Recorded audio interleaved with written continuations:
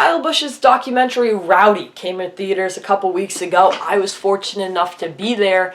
This week I want to talk about Rowdy, how it did, how it was in the movies, overall thoughts, and what it told about the Kyle Busch story from a Kyle Busch fan perspective.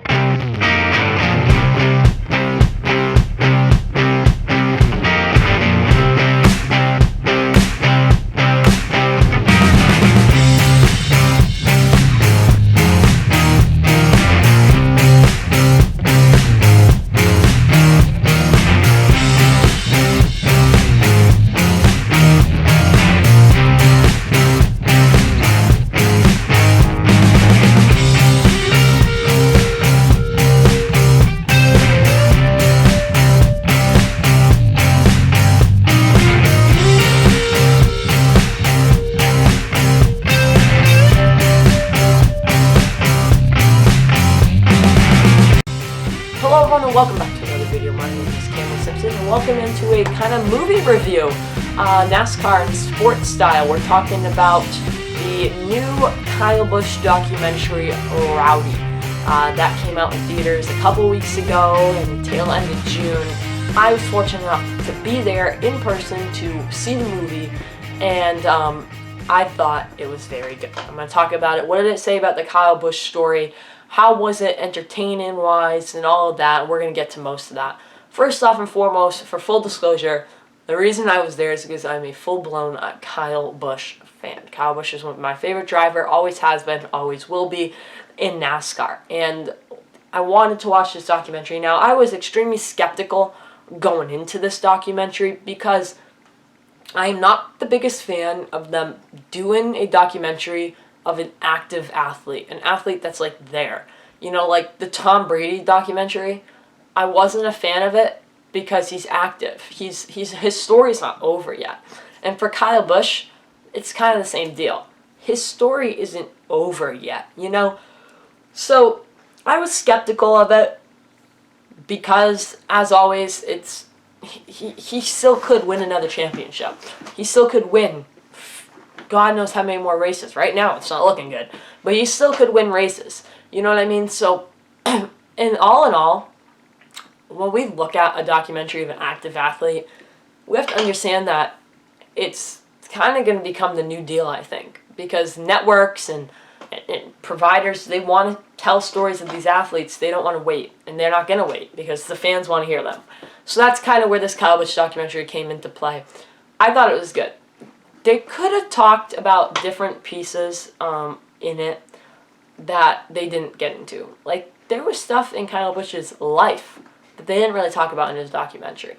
And maybe in the future documentaries there will be, but in this one they didn't talk about it.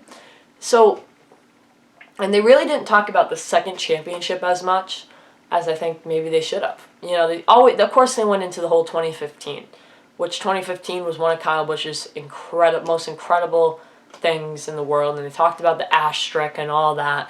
They really dived into 2015, his whole season, obviously when the crash happened in the Xfinity Series and all that. They didn't really get into Kyle Busch's Xfinity Series and NASCAR thing. They didn't get into the after his 100th win in the Xfinity Series. Like, they didn't get into that. They didn't get into his 200 wins across all of the series. They didn't get into that. They didn't talk about any of that. They should have. They didn't really talk about his controversy with NASCAR and their second of two Kyle Busch rules. They did do that, though. And it was funny, too. They had some funny moments in there, and Dale Jr. was in there, and they were brutally honest. Dale and Kyle were honest about each other and what they thought about each other. You know, I think they talked to each other before and like, I'm going to be honest, man. And they were like, yeah. You know, Kyle Busch called Dale Jr. like a spoiled brat, basically, in NASCAR. And Dale called him like a guy he didn't think was going to make it. You know, and they were brutally honest with each other in the whole documentary. It was great. I really enjoyed that part of it. I think Dale was in there mainly because he's a big historian of the sport. He's a big draw in the sport, and the Richmond incident. Like, they talk about this Richmond incident like it was a war. Like, it was, I guess, but like it's not that big of a deal. Nowadays, if two drivers collect each other like that, if it's Chase Elliott and Denny Hamlin, that kind of happened in Martinsville a couple of years ago, and nothing really came about it. You know what I mean? So, I don't know. That's just where I kind of stand on it. When I was there in the theater, it was not packed, but there was a couple people in there, a couple NASCAR fans, a couple Kyle Busch fans, so, you know what I mean? It was a decent showing of fans, but I mean, I don't know how it was where you were. If you got to see the Rowdy movie, tell me what it was like in the theaters near you. But I enjoyed it. I thought it was good. And I would say that there's more they could have talked about. Obviously, it was 2 hours. So they fit the most important stuff. But I wish one thing they did that they should have done is talk about the 2019 championship a little more. Talk about that season. You know, the seasons, there's plenty of seasons in there leading up to the 2019 championship that were amazing. Obviously, they kind of just brushed over it, but there was that time where they made it into the playoffs. The championship for those 5 or 4 consecutive years, that could have been touched on a little bit more. And maybe that year where Kyle Busch was one of the big 3 that won like 8 races that season, that would have been cool too. But those were the only really my big flaws. My positives is it really told his story, and he was honest with himself in the documentary of how he was as a kid in the sport and how he continued to grow. And he was honest, and I like that about this documentary. That, I mean, Kyle was honest about himself, about his racing, about it all, and that was good. We need to see more of that. We need to see more honesty, because honesty, when a driver comes clean and is like, hey, I could have been a lot better in my younger days. And that's awesome to hear.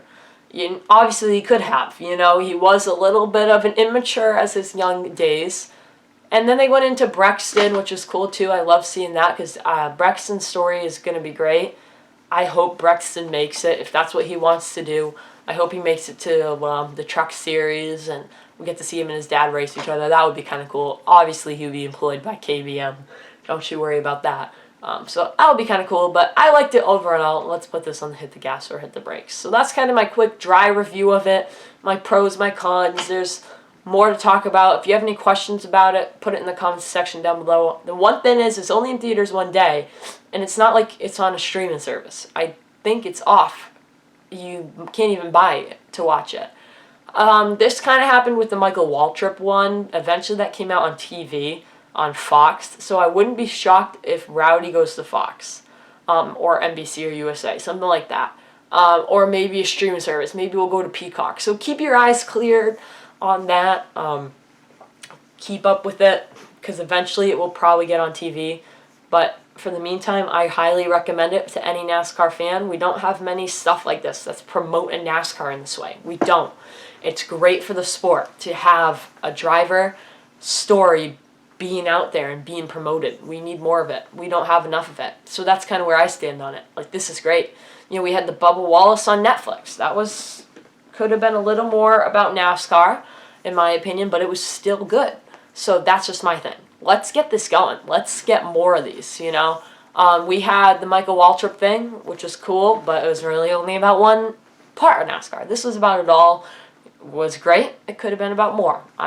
And I think that's a good thing. Like, it's good that I wanted more. I wanted more. You know what I mean? So that's kind of good. Like, at the end of the showing, I want, like, oh, man, it's over. I want more. That's kind of how I was at this one. So they did a great job. And I don't think it's like a high-value production company either. They still did a pretty decent job. And the movie theater thing, for the most part, went out without a hitch. There was a couple problems, but it was wicked good, in my opinion. It was wicked good. Anyway, here we go. I'm going to give this race a hit the gas. I highly recommend it to all of you. Production-wise, it was very good. Storytelling-wise, it was good. They had a lot of great personalities in there. They covered 2015 great. I think that's the main thing they were trying to cover. Wish they covered 2019, but that was my only really down flaw. Besides that, I'm going to give this a A-. I recommend it for you all. When it comes to sports and NASCAR, that's kind of where I put it. It's not like an A+ production that, you know, but it was in the theaters for one day. I liked it. I enjoyed there, sat in the theater with my popcorn, listened to the cars going around in the movie, that's cool. Like, that's cool. I can do that a lot more. Besides that, thank you all for watching. Tell me what you thought if you saw the Rowdy movie, and if you're gonna see it when it comes out eventually, hopefully. Besides that, that's it for me. Thanks for watching. Peace!